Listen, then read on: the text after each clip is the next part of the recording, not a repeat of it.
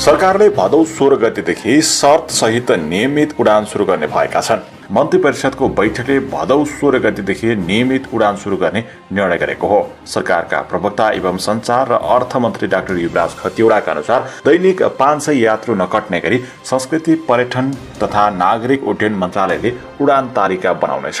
यस्तै कोरोना महामारीसँग जुझ्न काठमाडौँ, ललितपुर र भक्तपुरका लागि सरकारले एकीकृत क्वारेन्टिन व्यवस्थापन समिति समेत गठन गरेको छ। काठमाडौँ उपत्यकामा 6000 आइसोलेसन बेड बनाउने निर्णय समेत गरेको छ। मन्त्री परिषदको बैठकले सीसीएमसीको समन्वयमा काठमाडौँ उपत्यकामा 6000 आइसोलेसन बेड बनाउने निर्णय गरेको हो। यसका लागि सरकारी, निजी र सामुदायिक स्वास्थ्य संस्थाहरूको प्रयोग गर्ने सरकारले निर्णय गरेको छ। त्यसका लागि आवश्यक खर्च कोरोना संक्रमण रोकथाम कोषबाट जुटाइने बताइएको छ। हेर्नुहोस् मन्त्री परिषद बैठकका महत्त्वपूर्ण निर्णयहरू। सबै निर्णयहरू कोभिडसँग सम्बन्धित छन्।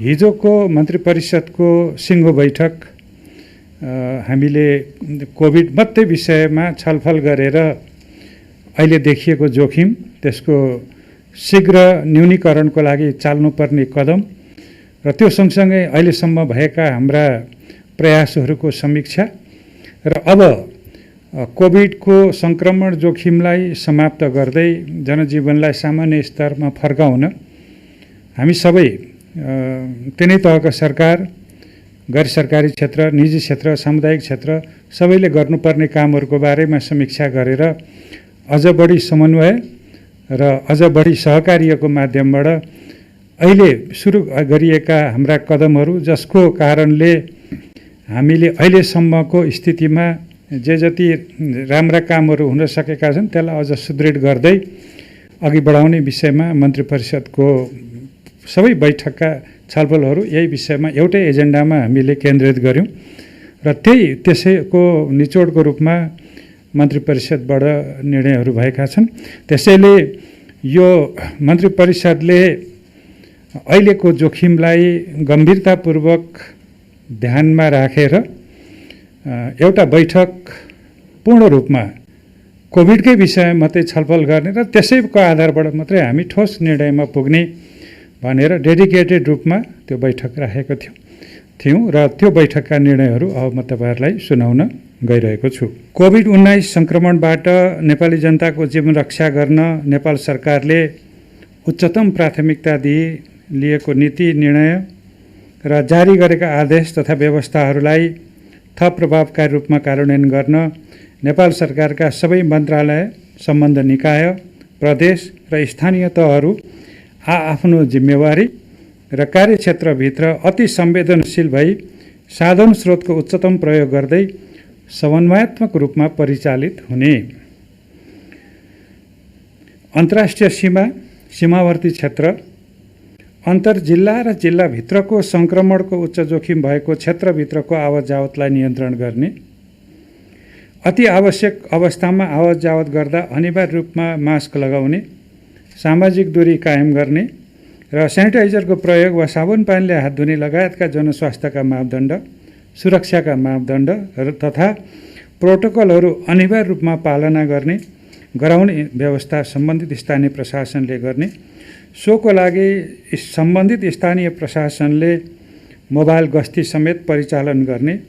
यस कार्यको सम्बन्धित मन्त्रालय र निकायहरूले स्थानीय प्रशासनको समन्वयमा नियमित अनुगमन गर्ने र सो पालना नगर्नेलाई प्रचलित कानुन बमोजिम प्रमुख जिल्ला अधिकारीले तत्काल कारबाही गर्ने। अत्यावश्यक सेवासँग सम्बन्धित अरू जरुरी पेशा व्यवसाय सञ्चालन गर्दा स्वास्थ्य सुरक्षाका उपायहरू अपनाउने, सामाजिक दूरी कायम गर्ने र सुरक्षाका मापदण्ड, प्रोटोकल र विषयगत मन्त्रालय निकायबाट जारी भएका मापदण्ड, निर्देशिका एवं यससँग सम्बन्धित अन्य व्यवस्थाहरू सम्बन्धित पेशा वा व्यवसाय सञ्चालन एवं व्यवस्थापन गर्ने व्यक्ति वा संस्थाले अनिवार्य रूपमा पालना गर्नुपर्ने र त्यो गराउने। यस व्यवस्थाको पालना भए नभएको सम्बन्धमा सम्बन्धित मन्त्रालय र निकायहरूबाट स्थानीय प्रशासनको समन्वयमा नियमित अनुगमन गर्ने। सोको लागि सम्बन्धित स्थानीय प्रशासनले मोबाइल गस्ती समेत परिचालन गर्ने।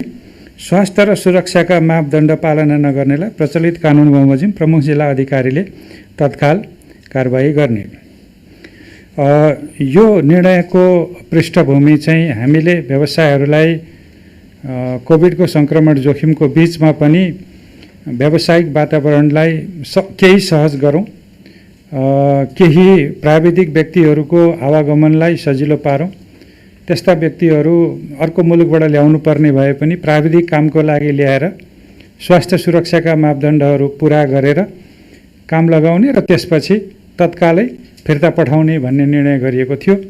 तर त्यो निर्णयको पछाडि हामीले त्यो उद्योग व्यवसायहरू सुचारू रूपले सञ्चालन गरून् भन्ने हाम्रो राम्रो लक्ष्य हुँदाहुँदै पनि धेरै मान्छेहरू, श्रमिकहरू समेत सिमानामा ओहोरदोहोर गर्ने स्थिति बन्यो। मैले यसअघि पनि यो भनेको थिएँ। त्यसले गर्दाखेरि हामीलाई कतिपय व्यवसाय सञ्चालन निरन्तरता दिनको लागि कोरोनाको जोखिम बढ्यो। अहिले चाहिँ यसमा सरकारले अलि कठोर कदम चाल्नुपर्ने भएको छ र यस्ता पेसा व्यवसायहरूमा जाँदाखेरि चाहिँ यी स्वास्थ्यका मापदण्डहरू पूर्ण रूपले पालना गराउनु पर्यो, होइन भने त्यो नगराएमा कानुनी कारबाही समेत हुन्छ भन्ने गरी यो निर्णय गर्नु परेको हो। त्यसै गरी अहिले अब काठमाडौँ, ललितपुर र भक्तपुर जिल्लामा अलिकति बढी निषेधाज्ञा जारी पनि गरिएको छ र केही सङ्क्रमणको जोखिम पनि बढ्दै गरेको अवस्थामा एकीकृत क्वारेन्टाइनको प्रबन्ध र व्यवस्थापन गर्न र सो सम्बन्धमा देहाय बमोजिमको एकीकृत क्वारेन्टाइन व्यवस्थापन समिति गठन गर्ने निर्णय भएको छ र त्यो एकीकृत क्वारेन्टाइन समितिको संयोजकमा गृह मन्त्रालयको सचिव हुनुहुन्छ।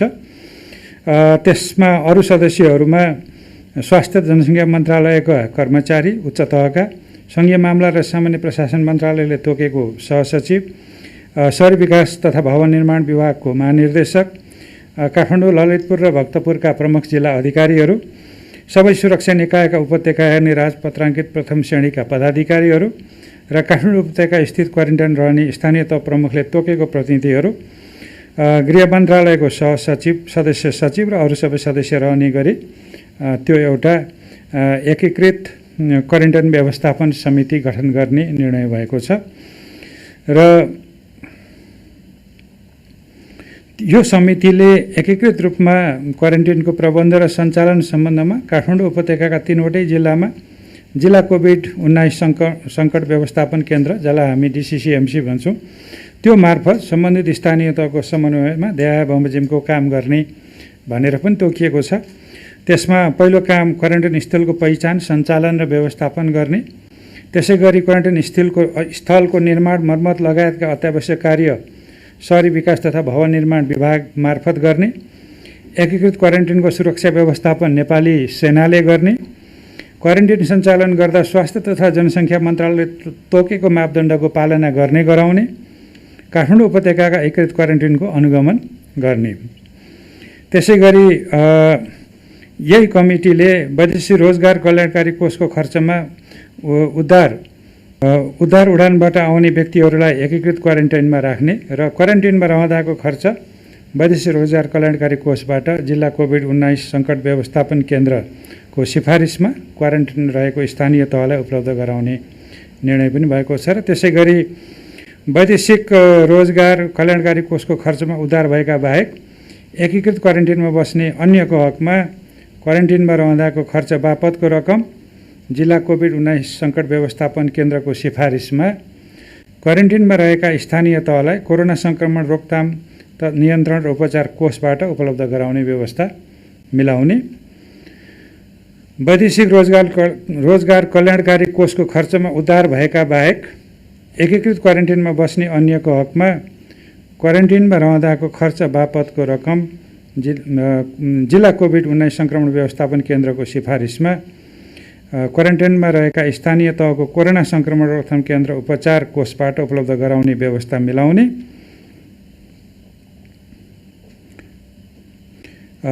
यसलाई मैले 2 चोटि पढेँ।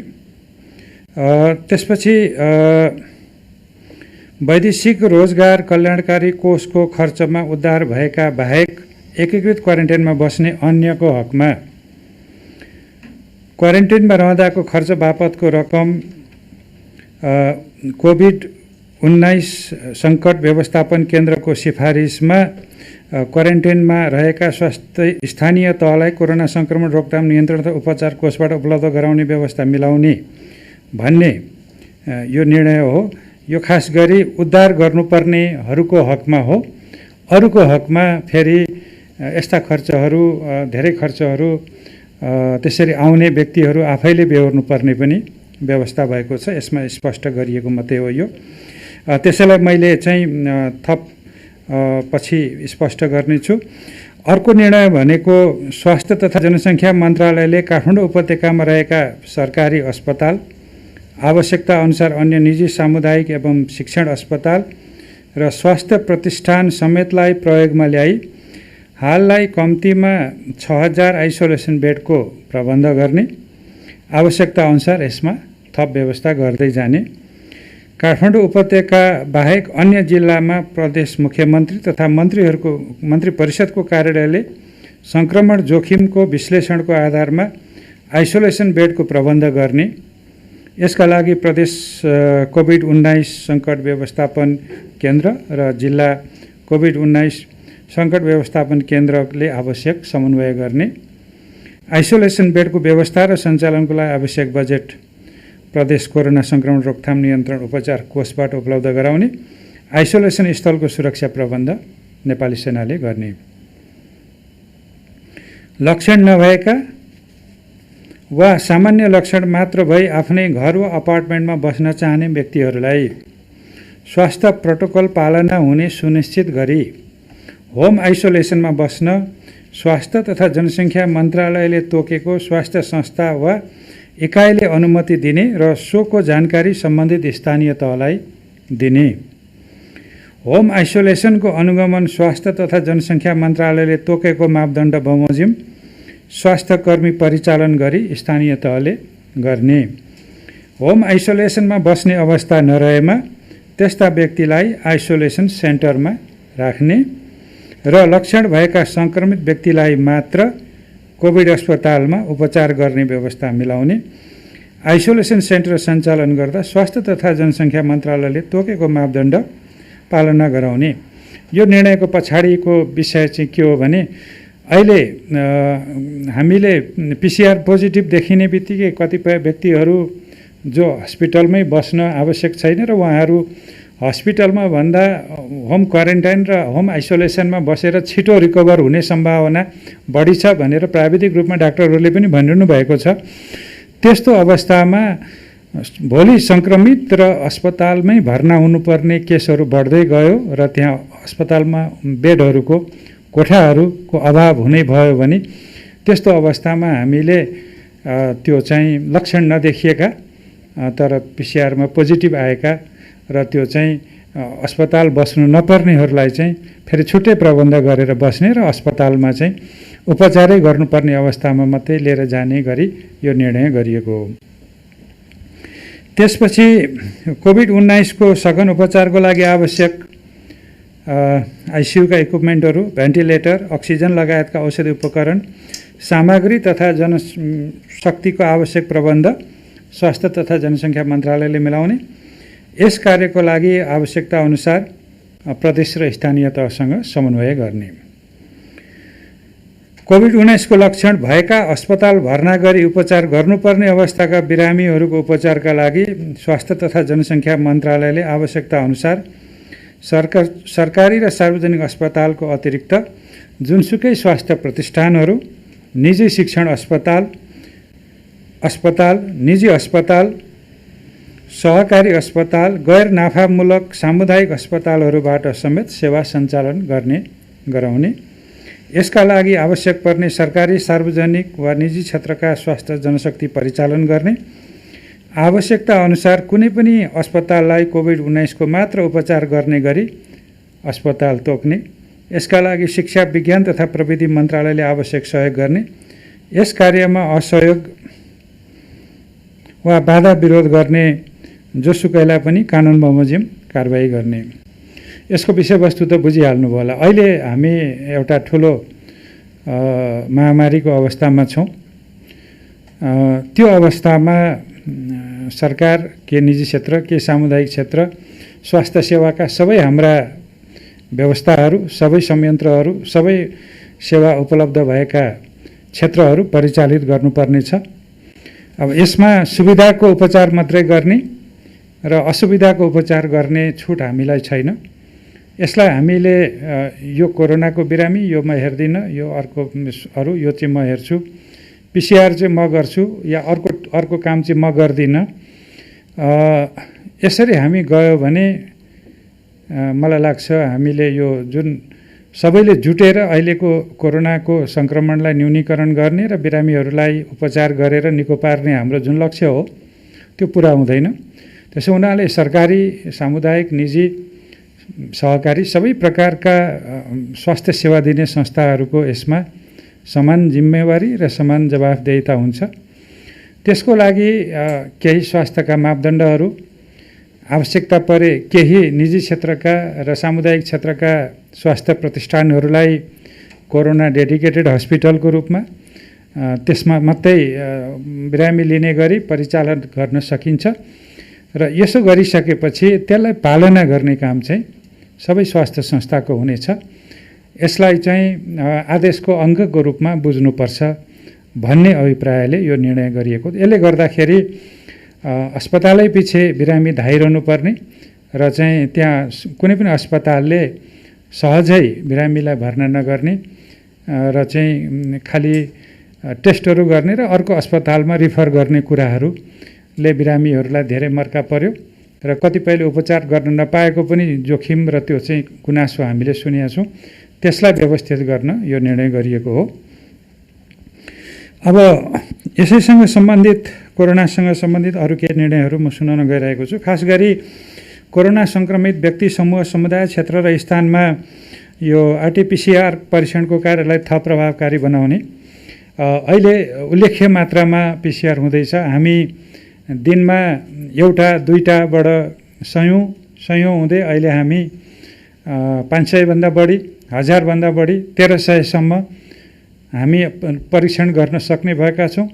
तर पनि अब अहिले हामीले यो गरिरहँदाखेरि पनि अझै पनि कतिपय कन्ट्याक्ट ट्रेसिङका कामहरू बाँकी नै रहेको र अझै पनि केही दायरा बढाउनु पर्ने भएको हुनाले यसलाई एउटा त ट्रेसिङको कार्य, कन्ट्याक्ट ट्रेसिङको कार्यलाई अझै प्रभावकारी बनाउने र छिटो रिजल्ट निकाल्ने। खास गरी पीसीआरको रिजल्ट पनि त्यो स्याम्पल लिइसकेपछि, स्वाब लिइसकेपछि धेरै चाहिँ त्यो सम्भावित सङ्क्रमित व्यक्ति या अरू कसैलाई पनि पर्खाउनु नपर्ने गरी व्यवस्था गर्ने गरी यो निर्णय गरिएको हो। अब अलिकति म बाह्य क्षेत्रबाट ल्याउनु पर्ने व्यक्तिहरूको सन्दर्भमा पनि मन्त्री परिषदले गरेका निर्णयहरू सुनाउन गइरहेको छु र खास गरी यो संस्कृति, पर्यटन र नागरिक उड्डयन मन्त्रालयले गर्नुपर्ने काममा दैनिक आगमन हुने करिब 500 जना यात्रुमा नबढ्ने गरी डाहा बमोजिम नियमित उद्धार त्यो भनेको चाहिँ चार्टर फ्लाइटबाट हुन सक्ने भयो। अन्तर्राष्ट्रिय हवाई उडान सञ्चालन र सोको व्यवस्थापन सम्बन्धमा डाहा बमोजिम व्यवस्था मिलाउने भनिएको छ। त्यसमा त्यो उद्धार उडान गर्ने कुराहरूमा पीसीआर, आरटीपीसीआर परीक्षण सहज भएका मुलुकहरू र सहरहरू, मुलुकहरूमा मलेसिया, यूएई, दक्षिण कोरिया, थाइल्यान्ड, जापान, चीन, हङकङ, अस्ट्रेलिया, अमेरिका, क्यानाडा र युरोपेली मुलुकबाट नेपाल सरकारको निर्णयअनुसार नेपाल आउन अनुमति भएका नेपाली नागरिक र नेपाल स्थित विदेशी नियोगका कूटनीतिज्ञ र कर्मचारीहरू, संयुक्त राष्ट्रसङ्घ विकास साझेदार संस्थाका कर्मचारी तथा प्रतिनिधिहरूलाई मात्र नेपाल ल्याउने गरी नियमित उडान गर्ने।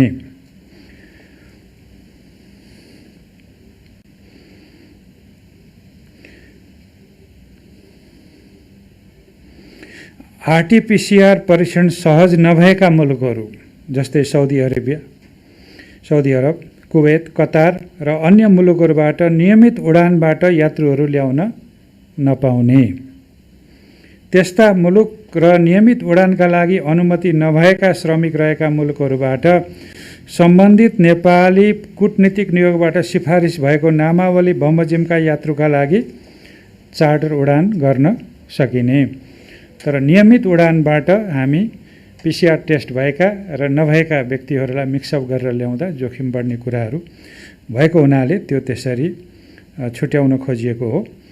त्यसरी नियमित उडानका लागि 2077 भाद्र 16 गते तदनुसार सेप्टेम्बर 1, 2020 देखिको उडान तालिका संस्कृति पर्यटन तथा नागरिक उड्डयन मन्त्रालयले प्रकाशित गर्ने। यसरी नियमित उडानमा आउने जहाज चढ्नु 72 घण्टा अघिको RT-PCR नेगेटिभ भएको प्रमाणपत्र कोभिड-19 सङ्कट व्यवस्थापन केन्द्र CCMC को वेबसाइटमा रहेको नेपाल आउनेले भर्नुपर्ने अनलाइन फर्म सो भरेर सोको बारकोड वा प्रिन्ट कपी वा कम्तीमा 7 दिन होटल क्वारेन्टाइनमा अनिवार्य बस्ने गरी होटल बुकिङको प्रमाण साथमा लिए आउने शर्तमा त्यसको उडान तालिका संस्कृति पर्यटन र नागरिक उड्डयन मन्त्रालयले प्रकाशन गर्ने।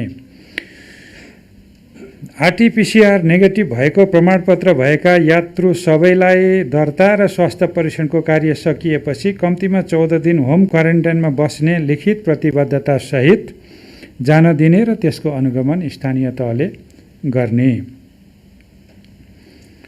होटल क्वारेन्टाइनमा बस्नुपर्ने गरी हवाई उडानबाट नेपाल आउने यात्रुलाई हवाई टिकट जारी गर्दाकै अवस्थामा होटल क्वारेन्टाइनमा कम्तीमा 7 दिन बस्दा लाग्ने खर्च समेत सम्बन्धित यात्रुबाट लिनुपर्ने।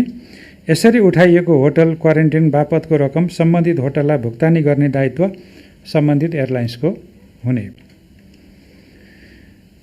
नियमित उडानमा RT-PCR परीक्षण नगराएका, होटल बुकिङ नगरेका र अन्य शर्त पुरा नगरेका कुनै पनि यात्रु लिएर आएको वा अन्य अनियमितता गरेको पाइएमा सम्बन्धित वायु सेवा कम्पनीलाई संस्कृति पर्यटन र नागरिक उड्डयन मन्त्रालयले प्रचलित कानुन बमोजिम कारबाही गर्ने। वैदेशिक रोजगार कल्याणकारी कोषको खर्चमा उद्धार उडानबाट आउने व्यक्तिहरू बाहेक अन्य तरिकाले उद्धार उडानबाट आउने नेपाली नागरिकहरू काठमाडौँ उपत्यका भित्रका होटलमा आफ्नै खर्चमा कम्तीमा 7 दिन अनिवार्य क्वारेन्टाइनमा बस्नुपर्ने। तर RT-PCR नेगेटिभ मात्र भएका उडानबाट आएका नेपाली नागरिकलाई 14 दिन होम क्वारेन्टाइनमा बस्ने लिखित प्रतिबद्धता सहित जान दिने र यसको अनुगमन स्थानीय तहले गर्ने। एउटै उडानमा RT-PCR नेगेटिभ भएका र RT-PCR परीक्षण नभएका व्यक्तिलाई मिसाएर ल्याउन नपाइने। RT-PCR नेगेटिभ भएका र PCR परीक्षण नभएका व्यक्तिलाई एउटै उडानबाट ल्याएमा सबै यात्रु होटल क्वारेन्टाइनमा बस्नुपर्ने र होटल क्वारेन्टाइनमा लागेको खर्च सम्बन्धित एयरलाइन्सले नै बेहोर्नुपर्ने। यस व्यवस्थाको प्रतिकूल हुने गरी एयरलाइन्सले कुनै काम कारबाही गरेको पाइएमा प्रचलित कानुन बमोजिम एयरलाइन्सलाई पर्यटन मन्त्रालयले कारबाही गर्ने। उद्धार उडानबाट RT-PCR परीक्षण नगरी अन्य परीक्षण गरेर नेपाल आएका व्यक्ति, यो मैले भनिसकेँ।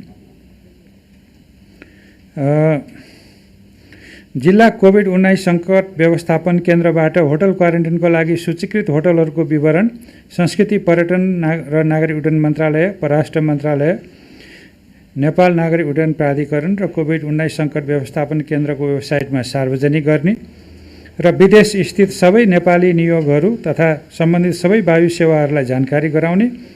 उपयुक्त बमोजिमको उडान व्यवस्थापन गर्दा अन्य आवश्यक कुराहरू पर्यटन मन्त्रालयले गर्ने। कोभिड-19 सङ्क्रमणको रोकथाम, नियन्त्रण र उपचार सम्बन्धी सूचना सम्प्रेषण र जनचेतना अभिवृद्धिलाई थप प्रभावकारी बनाउन देहाय बमोजिम गर्ने। त्यसमा जनस्वास्थ्यका लागि पालना गर्नुपर्ने मापदण्डहरू, विभिन्न स्वास्थ्य प्रोटोकलहरू, सङ्क्रमणको सूचना दिने, सङ्क्रमितलाई उपचारमा ल्याउने, सम्पर्कमा आएका व्यक्तिहरूको पहिचान गर्ने विषय, सङ्क्रमणपछि ध्यान दिनुपर्ने विषयहरू, रोगको सङ्क्रमणबाट जोगिने र सङ्क्रमण भए पश्चात शीघ्र स्वास्थ्य लाभ गर्नुपर्ने कार्यहरू र गर्नु नहुने विषयको सम्बन्धमा सूचना सम्प्रेषण र जनचेतना अभिवृद्धि सम्बन्धी कार्य स्वास्थ्य तथा जनसङ्ख्या मन्त्रालयले गर्ने। सार्वजनिक सुरक्षा र सुव्यवस्था, अत्यावश्यक वस्तु र सेवाको जानकारी, संक्रामक रोग ऐन, स्थानीय प्रशासन ऐन, कालोबजारी नियन्त्रण ऐनको कार्यान्वयन सम्बन्धी विषयको सूचना र सम्प्रेषण तथा जनचेतना अभिवृद्धि सम्बन्धी कार्य गृह मन्त्रालयले गर्ने। नेपाल सरकारको तर्फबाट भएका कार्यहरू आम जनतामा जानकारी गराउने, सत्य तथ्य र यथार्थमा आधारित सूचना सम्प्रेषण गर्ने, मनोबल उच्च राख्ने, सतर्कता अपनाउने र दैनिक व्यवहार गर्दा ध्यान दिने विषयहरू सुरक्षाका प्रबन्धहरू सम्बन्धी सूचना सम्प्रेषण तथा जनचेतना अभिवृद्धि सम्बन्धी गर्ने कार्य सञ्चार तथा सूचना प्रविधि मन्त्रालयले गर्ने, अत्यावश्यक तथा दैनिक उपभोग्य वस्तु र सेवाको आपूर्ति सञ्चालन सम्बन्धी विषयका सूचना सम्प्रेषण र जनचेतना अभिवृद्धि सम्बन्धी कार्य उद्योग वाणिज्य तथा आपूर्ति मन्त्रालयले गर्ने। अन्य विषयगत मन्त्रालयहरू, निकायहरू, प्रदेश सरकार, स्थानीय तह समेत कोभिड-19 सम्बन्धी जानकारी, सूचना सम्प्रेषण तथा जनचेतना अभिवृद्धि सम्बन्धी कार्यमा संलग्न हुने। यसरी सूचना सम्प्रेषण तथा जनचेतना अभिवृद्धि गर्दा रेडियो, टेलिभिजन, छापा माध्यम, अनलाइन माइकिङ, पर्चा, पोस्टर, पम्पलेट लगायतका उपयुक्त माध्यमको प्रयोग गर्ने।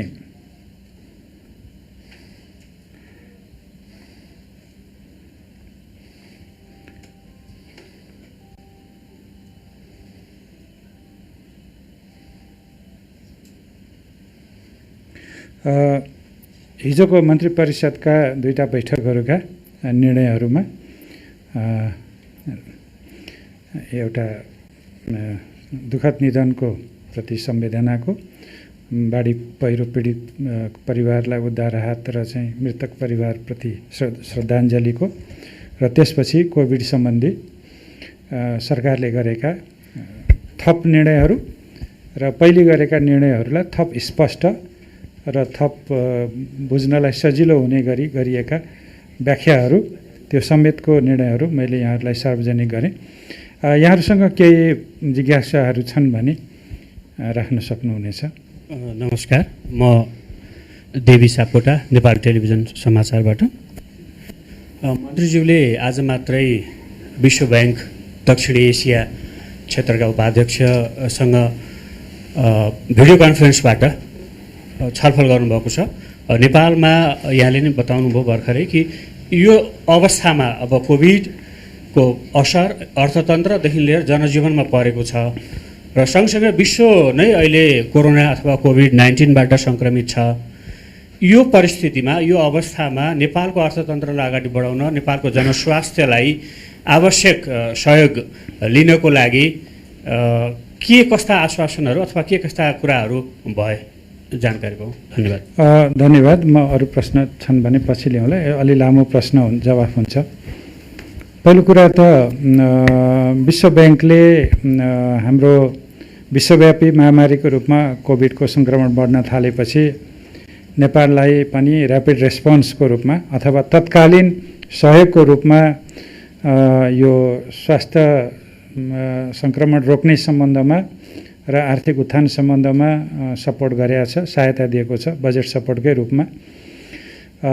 त्यसपछि अहिले हामी थप यो विपद व्यवस्थापन सम्बन्धी संस्थागतै सुदृढीकरणको लागि पनि पैसा लिँदैछौँ र आर्थिक पुनरुत्थान गर्ने शर्तमा उसले धेरै बजेट सपोर्ट गरेको छ। त्यसलाई मैले नेपाल सरकारको तर्फबाट धन्यवाद दिँदै छिटो चाहिँ खास गरी कोभिडको सङ्कटले ल्याएको आर्थिक समस्यालाई जुझ्न हामीलाई सहयोग पुर्याएको कुरालाई मैले धन्यवाद दिएको छु। त्यसपछि दोस्रो कुरा चाहिँ अब कतिपय नयाँ कार्यक्रमहरू हामीले कार्यान्वयन गर्नु छ। अहिले विश्व ब्याङ्कको नेपालमा सर्वथा ठुलो पोर्टफोलियो छ हामीले परिचालन गर्न पाउने। त्यसमा दुईटा कुरा महत्त्वपूर्ण छन्। एउटा हामीले यो आर्थिक उत्थान र चाहिँ स्वास्थ्यसँग सम्बन्धित विषय छ भने अर्को पूर्वाधार निर्माणसँग सम्बन्धित विषय छ र पूर्वाधार निर्माण सम्बन्धमा त हामी एकै दिन एउटा ठुलो झन्डै 55 अर्बको त हामीले सम्झौता एउटा मात्रै पनि गरेको छौँ। त्यसरी हाम्रो ठुलो पोर्टफोलियो छ, त्यसलाई अझ कसरी प्रभावकारी रूपमा परिचालन गर्न सकिन्छ भन्ने विषय। त्यसपछि अर्को चाहिँ हामीले अब केही हाम्रा पाइपलाइन प्रोजेक्टहरू छन्, झन्डै 1 खर्ब बराबरका रकमका चाहिँ पाइपलाइन प्रोजेक्टहरू छन्। ती चाहिँ पर्यटनसँग सम्बन्धित छन्, ऊर्जासँग सम्बन्धित छन्, त्यसै गरी कतिपय हाम्रा अरू क्षेत्रसँग सम्बन्धित छन्। ती आयोजनाहरूलाई अघि बढाउने, त्यसमा माथिल्लो अरुणको विषय पनि धेरै अघि बढिसकेको छ। त्यसै गरी त्यो चाहिँ ठुलो प्रोजेक्ट हो।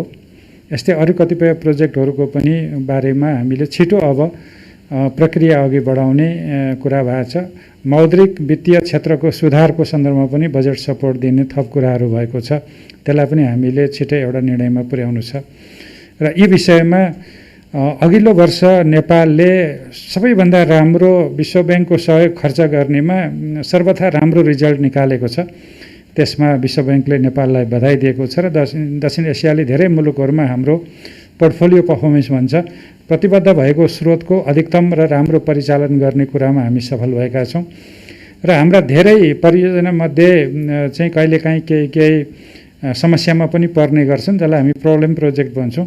त्यो सङ्ख्या घटाएर कुनै बेला 13-14वटा थियो, 7वटा र अहिले 3वटा मात्रै बाँकी छन् र यो सङ्ख्या हामीले यस्तो सङ्ख्या चाहिँ शून्यमा पार्न सकिन्छ कि भनेर पनि कुरा भएको छ र विश्व ब्याङ्कको तर्फबाट चाहिँ भाइस प्रेसिडेन्टले 2-3टा कुरा गर्नुभएको छ। एउटा यो विश्व ब्याङ्कको इन्टरनेसनल डेभलपमेन्ट एसोसिएसन, जसलाई हामी आइडा भन्छौँ छोटोमा, आइडाबाट आउने सबैभन्दा सहुलियतपूर्ण ऋणको चाहिँ इन्भेलप अथवा त्यसको आकार अलिकति बढाउनलाई नेपाल जस्ता मुलुक जसले त्यसबाट धेरै लाभ लिएको छन् त्यसमा अलिकति पैरवी अलिकति लबिङ गरिदिनु पर्यो भन्नुभएको थियो। त्यसमा हामीले सबै द्विपक्षीय विश्व ब्याङ्कमा त्यहाँ कोषमा पैसा राख्ने सबै मुलुकहरूसँग कुराकानी गरेको छौँ र उहाँहरूले नेपाल जस्तो मुलुकलाई सहयोग गर्ने यो आइडाको रिसोर्स थप्नुपर्छ भन्ने कुरामा मोटामोटी एउटा चाहिँ सहमत हुने स्थिति बनेको कुरालाई उहाँले नेपाललाई धन्यवाद दिनुभएको छ। नेपालले एउटा क्षेत्रीय र अन्तर्राष्ट्रिय रूपमा पनि यो लबिङ गरेको कारणले अब अलिकति सहुलियतपूर्ण ऋणको लागि हामी अलिकति धेरै स्रोत जुटाउन सक्ने भयौँ भन्ने विषय उहाँले उठाउनु भएको छ र त्यसमा धन्यवाद पनि दिनुभएको छ। दोस्रो कुरा, नेपालले धेरै राम्रो काम गरेको हुनाले हामीलाई पनि यो थप रिसोर्स र थप स्रोत परिचालन गर्न हौसला र चाहिँ त्यहाँ ठाउँ मिलेको छ भन्ने कुरा भएको छ। र तेस्रो चाहिँ अब क्षेत्रीय कार्यालय पनि विश्व ब्याङ्कको उपक्षेत्रीय कार्यालय काठमाडौँमा भयो र यो अफिस पनि स्तरोन्नति अपग्रेड भएको छ। त्यो हुँदाखेरि क्षेत्रीय स्रोत पनि राम्रो खर्च गर्न सक्ने मुलुकले क्षेत्रीय रूपमा उपलब्ध हुने स्रोत पनि फेरि नेपाललाई दिन सकिन्छ भन्ने कुरा गर्नुभएको छ। र मलाई लाग्छ अहिले हामीले यो चाहिँ कोभिडसँग सम्बन्धित विश्व ब्याङ्क, अन्तर्राष्ट्रिय मुद्रा कोष, एसियाली विकास ब्याङ्कबाट पाएको स्रोत र त्यहाँ द्विपक्षीय मुलुकहरू, युरोपियन मुलुकहरू र त्यस अतिरिक्त चाहिँ हाम्रा जापान, कोरिया लगायतका छिमेकी मुलुकहरू समेतबाट पाएको सहयोगको कारणले अहिले हामीलाई वित्तीय व्यवस्थापन गर्न केही सहज सजिलो भएको छ। यस सन्दर्भमा अब हामी यो कोभिडलाई नियन्त्रण गर्दै आर्थिक गतिविधिलाई सामान्य अवस्थामा कसरी फर्काउने भन्ने विषयमा छलफल भएको छ। एउटा महत्त्वपूर्ण विषय जुन सञ्चार तथा सूचना प्रविधि मन्त्रालयको लागि महत्त्वपूर्ण छ त्यो भनेको चाहिँ हाम्रो डिजिटल नेपाल फ्रेमवर्कको कार्यान्वयनलाई अघि बढाउनलाई विश्व ब्याङ्कले इन्गेज हुने र अबको कोभिड पछाडिको विश्व अर्थतन्त्र भनेको बढी डिजिटल प्रविधिमा आधारित हुन्छ र यो डिजिटल प्रविधिमा आधारित अर्थतन्त्रलाई अघि बढाउन यसको लागि पूर्वाधार, जनशक्ति र यसका लागि गर्नुपर्ने कानुनी प्रबन्धहरू, यी सबै विषयमा विश्व ब्याङ्कको सहयोगको मैले अपेक्षा गरेको छु र उहाँहरूले यसमा सकारात्मक रूपमा हामी चाहिँ काम गर्न तत्पर छौँ भन्नुभएको छ। यो चाहिँ हामीले अब डिजिटल इन्फ्रास्ट्रक्चर र डिजिटल हाम्रो क्यापेसिटी अघि बढाउने र अहिले देखिएको विश्वमा के हो भने खास गरी यो डिजिटल डिभाइडको कारणले असमानता बढ्दै गयो।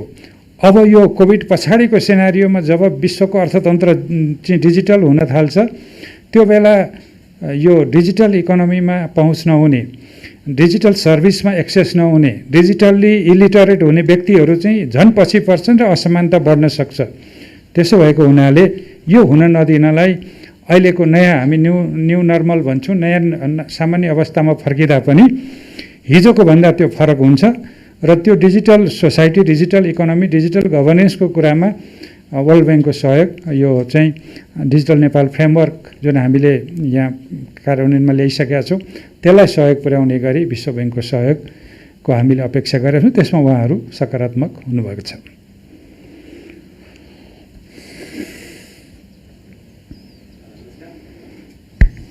नमस्कार, म प्रकाश सिलवाल राजशासनबाट। मैले यो शिक्षा क्षेत्रसँग सम्बन्धित प्रश्न राख्न चाहन्छु।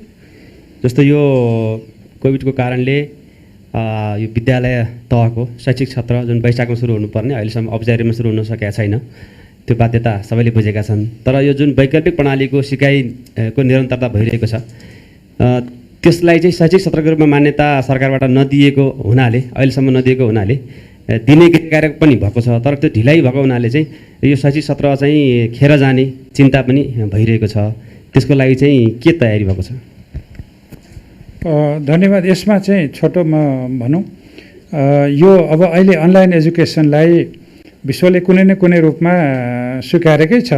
हामी खुला विश्वविद्यालयकै कन्सेप्टमा त आइसकेका छौँ भने, र हामी चाहिँ विश्वव्यापी रूपमा अनलाइन कोर्सेसहरू त कोभिड नहुँदादेखि नै चलाइराखेकै छौँ भने, यसलाई हामीले नियमित हाम्रा पठन पाठनका क्रेडिट आवर्सभित्र राखेर जान नसक्ने कुरो होइन। यो सम्बन्धी औपचारिक निर्णय मन्त्री परिषदले गर्न मात्रै बाँकी हो, त्यो हामी गर्छौँ। त्यति मात्रै होइन, जहाँ यो अनलाइन एजुकेसनको सबै इन्फ्रास्ट्रक्चर छैन त्यस उहाँहरूको लागि पनि त वैकल्पिक शिक्षाको व्यवस्था त गर्नु पर्यो। सबै ठाउँमा हाम्रो अहिले नै 4G सेवा पुगिसकेको स्थिति पनि होइन, सबै ठाउँमा इन्टरनेटको सुविधा त्यत्तिकै प्रभावकारी रूपमा पुगिसकेको स्थिति पनि होइन, र हामी कहिलेकाहीँ फेरि यो विद्युतीय सेवा हो, अवरुद्ध पनि हुनसक्छ। यो सबै कारणले त्यस्तो अवस्थामा कसरी सबै विद्यार्थीहरू चाहिँ शिक्षाबाट वञ्चित नहुन् भन्नको लागि त्योसँगको वैकल्पिक व्यवस्था पनि सँगसँगै गर्नु परेको कारणले अलिकति यसमा ढिलाइ हुन गएको निर्णय गर्न। त्यसो हुनाले अब कोही अनलाइनमा पढ्ने र क्रेडिट आवर जोडेर जाने, अनि कोही पढ्न नपाउने र वञ्चित हुने स्थिति पनि राम्रो भएन। दोस्रो कुरा, कहीँ पढाइ हुने कहीँ पढाइ नहुने, कसैको पढाइ सिद्धिने अवस्थामा पुग्ने, कसैको चाहिँ भर्खरै सुरु भएको स्थितिबाट फेरि शैक्षिक सत्रहरू पनि अप्ठ्यारोमा पर्ने हुनाले यसमा एकरूपता ल्याउनुपर्छ भन्ने हिसाबले पनि हामीले केही निर्णयहरू एकैचोटि गर्नु पर्ला भनेर त्यो गरेको हो। र सबैभन्दा महत्त्वपूर्ण कुरा चाहिँ के हो भने, हामीले कोरोनाको सङ्क्रमण जोखिम कस्तो होला भन्ने विभिन्न सिनारियोहरू त हामीसँग छन्, स्वास्थ्य मन्त्रालयले विश्लेषण गरेको छ। तर पनि यो जोखिम कहिले बढ्ने कहिले घटे जस्तो देखिने हुनाले हामीले सुरुमा भदौ 15-16 पछाडि विद्यालय सञ्चालन गर्न सकिने अनुमान गरिएको पनि थियो। त्यो हुनाले हामीले पाठ्यक्रमको बारेमा धेरै ध्यान दिएनौँ। तर अहिले तत्कालै यो अवस्था नदेखेको हुनाले अब हामी यो निर्णय गरेर विद्यार्थीहरूलाई सम्भव भएसम्म चाहिँ अब भौतिक रूपमा दूरीकै बिचमा पनि आफ्नो अध्ययन र चाहिँ शिक्षकहरूलाई अध्यापन गराउने कार्यमा हामीले निरन्तरता दिनुपर्छ भन्ने सर, यसमा हामी छिटै निर्णय गर्छौँ। मन्त्रीज्यू नमस्कार, म केशव ढुङ्गाना। मेरो दुईवटा प्रश्न छ। एउटा, यो बाढी पहिरो को प्रभावितलाई पीडितलाई राहत दिने भन्ने कुरा मन्त्री परिषदको योभन्दा अघिल्लो बैठकमा सम्भवतः भदौ 1 गते सोमबारको बैठकमा पनि निर्णय भएको भन्नुभएको थियो, यो अघिल्लो पटकको प्रेस मिटमा, र अहिले पनि भन्नुभएको छ। यो दुई पटक निर्णय दोहोरियो या हजुरले जानकारी दिनुभयो या यसमा केही फरक छ? यो स्पष्ट पारिदिने एउटा। दोस्रो कुरा चाहिँ जस्तो यो कोरोनाको विशेष गरी टेस्टिङमा र ट्रेसिङ लगायतकोमा क्वारेन्टिन व्यवस्थापनमा सरकारले अलिकति खर्च गर्न कन्जुसाइ गर्यो भन्ने आरोप पनि सुनिन्छ। अनि अर्को कुरा फेरि यही माथि अनियमितता भइरहेछ भन्ने पनि छ। सरकारले कसरी र कति खर्च गरिरहेको छ त्यसको पनि जानकारी दिनुहोस्। धन्यवाद। धन्यवाद। पहिलो कुरा त हामीले योभन्दा अगाडिको मन्त्री परिषदको निर्णयमा सिन्धुपाल्चोक र कालीकोटको मात्रै केसमा त्यो निर्णय गरेका थियौँ। त्यतिखेर चाहिँ 2टा जिल्लामा बढी नोक्सानी भएको थियो। त्यसो हुनाले ती जिल्लाहरूलाई उल्लेख गरेर निर्णय गरिएको थियो। आज 1 गतेबाट आजको मितिसम्म आइपुग्दाखेरि धेरै जिल्लाहरूमा यो थप भयो। त्यसैले यसलाई अब सामान्यकृत रूपमा चाहिँ अब यस्तो समस्या भएमा सबैमा यो सुविधाहरू व्यवस्थाहरू हुन्छ है भन्ने हिसाबले यो दोहोऱ्याउनु पर्यो हो। दोस्रो चाहिँ टेस्टको कुरा। टेस्ट अब मैले अघि अलिकति भने पनि अब सुरुमा हामीले दिनमा 1, 2, 5, 100 हुँदै अहिले हामी दिनमा हजारौँ 12-13 हजारसम्म टेस्ट गर्न सक्ने अवस्थामा पुगेका छौँ। स्वाभाविक रूपमा यो ठुलै दायरा हो।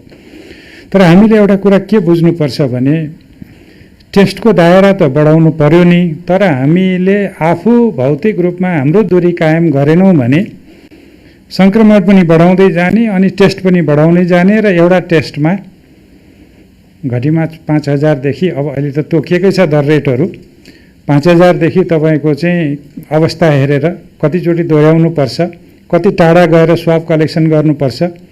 सुरुका दिनहरूमा त हामीले हेलिकप्टरबाट पनि स्वाब सङ्कलन गर्नु पर्यो, त्यसको लागत पनि छ। अरू कतिपय लागतहरू पनि हुन्छन्। त्यसो गर्दाखेरि अहिले सामान्यतः 6,500 एउटा केसको लागि सबै स्वास्थ्य जनशक्तिदेखि सबैको हिसाब गर्दा 6,500 को मात्रै पनि एउटा रफ औसत हिसाब निकाल्ने हो भने पनि तपाईँले 10 लाख मान्छेलाई त्यो गराउनु पर्यो भने कति पैसा खर्च हुन्छ अनुमान गर्न सक्नुहुन्छ। 5.5 लाखभन्दा बढी त अहिले नै त्यो परीक्षण भइसकेको छ।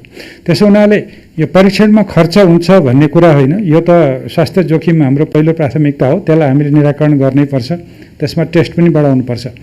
तर सङ्क्रमण हुँदै जान दिने अनि टेस्ट मात्रै बढाउने कुराले फेरि हामीलाई धान्न नसकिने स्थिति हुन्छ। त्यसैले भौतिक दूरी कायम गर्ने र थप सङ्क्रमण हुन नदिने कुरालाई हामीले अहिले चाहिँ निषेधाज्ञाबाट पनि यसलाई सम्बोधन गर्न खोजेका छौँ। जहाँसम्म खर्चको कुरा छ, म तपाईँलाई खर्च पनि बताइदिउँ।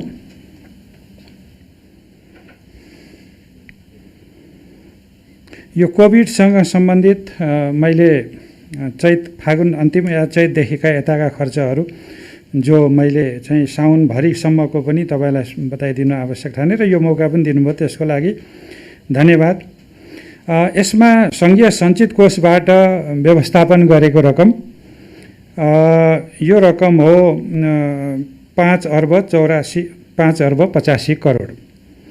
यो खर्च गर्ने चाहिँ स्वास्थ्य तथा जनसङ्ख्या मन्त्रालय 2,17 करोड, रक्षा मन्त्रालय 2,37 करोड, गृह मन्त्रालय 20 करोड 83 लाख, परराष्ट्र मन्त्रालयबाट 6 लाख, संस्कृति पर्यटन मन्त्रालयबाट 4 करोड 49 लाख, शहरी विकास मन्त्रालयबाट 1 करोड 29 लाख र कोभिड कोषबाट त्यस अतिरिक्त भएको थप खर्च 1,03 करोड। यो चाहिँ विभिन्न निकायहरूलाई गएको, प्रदेश र स्थानीय तहमा पनि गएको पैसा पनि यहाँ छ।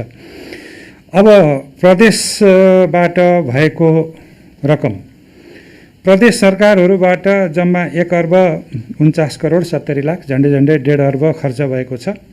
त्यसको पनि प्रदेशगत विवरण छ। प्रदेश 1 ले 20 करोड 71 लाख, प्रदेश 2 ले 17 करोड 2 लाख, बागमती प्रदेशले 13 करोड 67 लाख, गण्डकी प्रदेशले 14 करोड 54 लाख, प्रदेश 5 ले 10 करोड 59 लाख, प्रदेश कर्णाली प्रदेशले 26 करोड 26 लाख, सुदूरपश्चिम प्रदेशले 42 करोड 48 लाख खर्च गर्नु भएको छ। र स्थानीय तहबाट भएको खर्चमा चाहिँ यो स्थानीय तहबाट 6 अर्ब 2 करोड खर्च भएको छ र चाहिँ त्यसको यी सबै कुराहरू चाहिँ केमा खर्च भएको छन् भनेर भन्दाखेरि औषधि र स्वास्थ्य सामग्री, स्वास्थ्य पूर्वाधार, जनशक्ति परिचालन, क्वारेन्टाइन र अन्य क्षेत्रमा यी भएका खर्चहरू हुन्। यसमा अहिले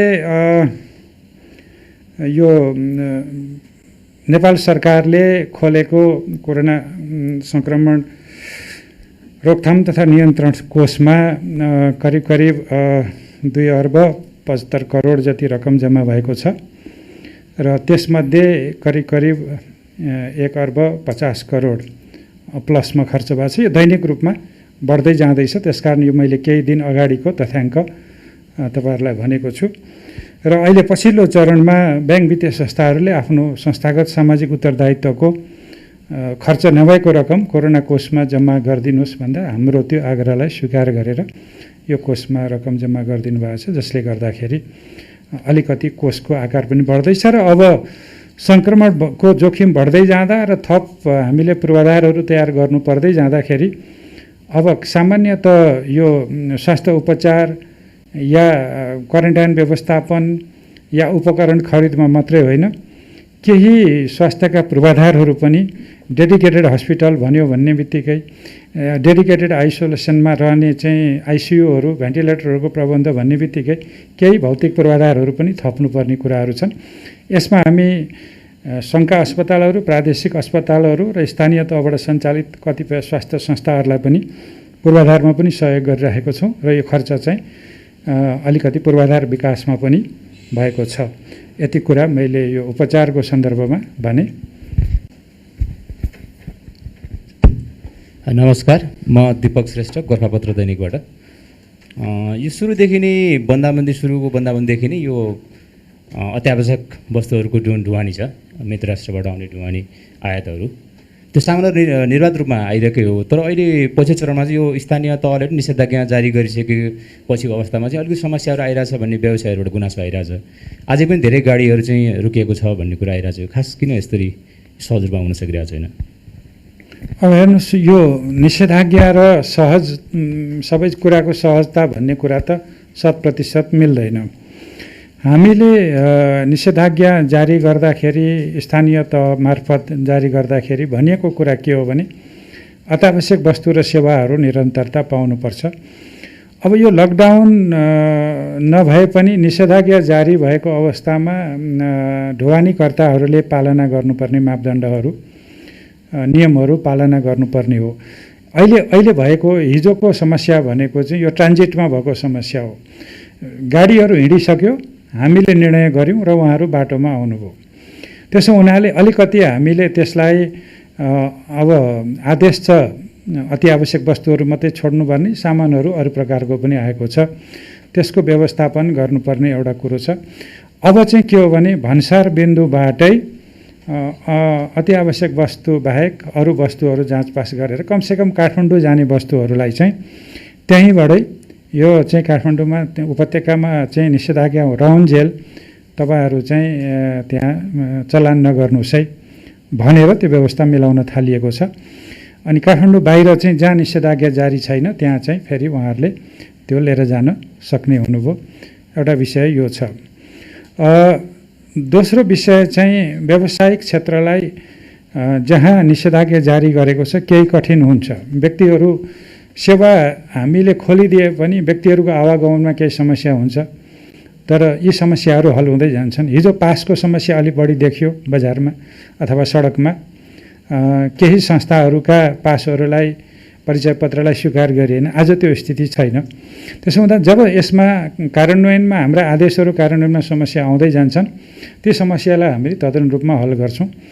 र तपाईँहरूको काम, प्रेसको काम चाहिँ यी समस्या कहाँ कहाँ परेका छन् देखाइदिने हो। यहाँ यस्तो भएको छ है भनेर हामीलाई जानकारी दिने र समयमा हामीले त्यसलाई चाहिँ जिम्मेवारीपूर्वक लिएर समाधान गर्दै जाने हो। 100% यस्तो अवस्थामा, सङ्कट व्यवस्थापनको अवस्थामा 100% सबै कुराहरू सबै ठिक ढङ्गले चल्छन्, पूर्व योजना अनुसारै चल्छन् भन्ने कुरा होइन। समस्या आउँछन्, त्यो समस्यालाई तत्काल हल गर्ने गरी समाधानतर्फ जानु चाहिँ सरकारको कर्तव्य हुन्छ।